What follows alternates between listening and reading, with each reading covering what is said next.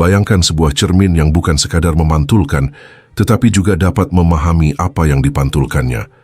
INFJ dengan fungsi dominan introverted intuition dan fungsi sekundernya extraverted feeling bukan hanya dapat mengenali emosi dan motivasi orang lain, tetapi juga dapat merasakan dan menghidupi perspektif itu untuk sementara waktu. Namun di balik kemampuan menyerap itu, INFJ tetap memiliki inti eksistensial yang kuat. Ia bukan spons yang kehilangan bentuk saat menyerap cairan, ia adalah cermin yang memilih apa yang ia pantulkan dan menyimpannya dalam lapisan bawah kesadarannya untuk diproses secara internal. Dalam mekanisme internalnya, introverted intuition mereka menangkap pola bawah sadar dari ekspresi orang lain seperti gerak mata, intonasi suara, diksi, bahkan ironi dalam ucapan yang tak disadari orang itu sendiri. Extraverted feeling mereka menyelaraskan diri terhadap emosi kolektif. Ini memungkinkan INFJ seolah tampak seirama dengan siapa saja yang mereka hadapi, bahkan jika secara internal ia tak sepakat dalam kondisi tersebut. Introverted thinking-nya menyusun makna logis dari apa yang ia rasakan dan amati. Disinilah INFJ mulai memilah mana yang otentik, mana yang manipulatif, dan mana yang sekadar topeng. Sementara extraverted sensing-nya, walau inferior, fungsi kognitif ini tetap aktif dalam bentuk sensitivitas tinggi terhadap detail eksternal seperti gestur, simbol, atau nuansa. Hasil dari kombinasi fungsi kognitifnya ini adalah kemampuan untuk hidup dalam perspektif orang lain, tanpa larut di dalamnya.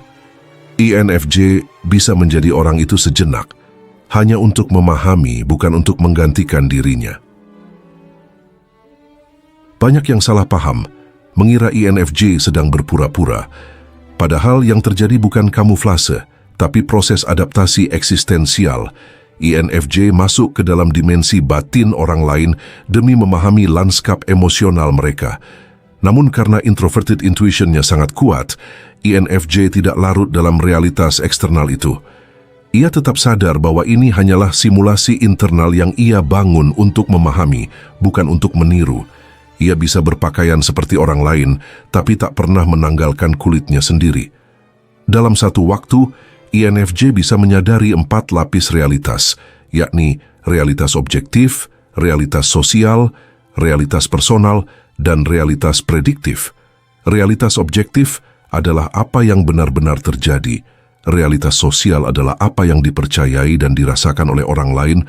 Realitas personal adalah apa yang INFJ rasakan dan pikirkan, sedangkan realitas prediktif adalah apa yang kemungkinan akan terjadi. Inilah salah satu hal yang membuat INFJ tampak paradoksal atau bahkan mistis di mata orang lain. Mereka dapat selaras, memahami, bahkan menyelami kepribadian orang lain tanpa menjadi orang itu. Mereka bisa berada di dalam, tapi tetap di luar. Itulah dualitas psikologis dari tipe kepribadian ini. Tipe kepribadian ini tidak hanya berempati secara emosional, tapi empatik struktural. Artinya mereka bisa mengakses struktur batin orang lain, bukan sekedar emosi sesaat. Ini menjadikan mereka seperti interpreter realitas batin, yakni mampu membaca pola-pola trauma, ilusi ego, dan kebutuhan terdalam, yang bahkan si pemilik itu sendiri belum tentu menyadarinya. Banyak INFJ tampak rapuh karena mereka terbuka terhadap begitu banyak arus emosi eksternal. Tapi justru di sanalah kekuatannya.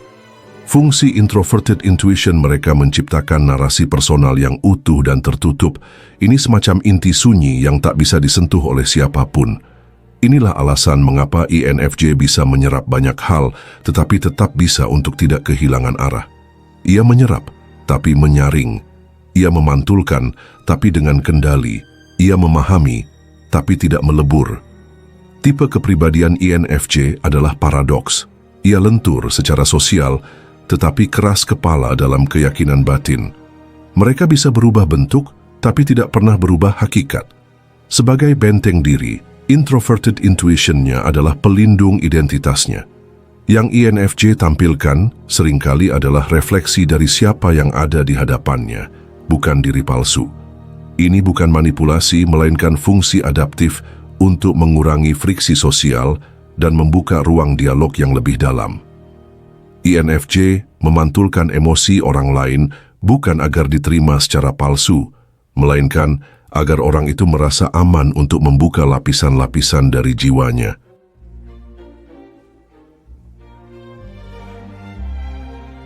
Kesimpulannya, INFJ The Mirror Mind adalah bentuk tertinggi dari kesadaran interpersonal, bukan sekadar memahami orang lain, tetapi juga membiarkan dirinya diwarnai sementara waktu oleh mereka tanpa kehilangan warna asalnya. Ia adalah bentuk kecerdasan emosional dan intuitif yang paling kompleks sekaligus yang paling misterius. Menjadi cermin bukan berarti tak punya wajah, tapi justru karena punya wajah yang kokoh, ia bisa memantulkan wajah siapapun dengan jernih tanpa kehilangan bentuk aslinya. Baiklah kalau begitu seperti biasa, terima kasih sudah menyimak sampai sini. Jangan lupa subscribe Jeda Sibuk. Nantikan pembahasan saya selanjutnya. Saya, si ganteng dan tampan Fernando Widono. Sampai jumpa.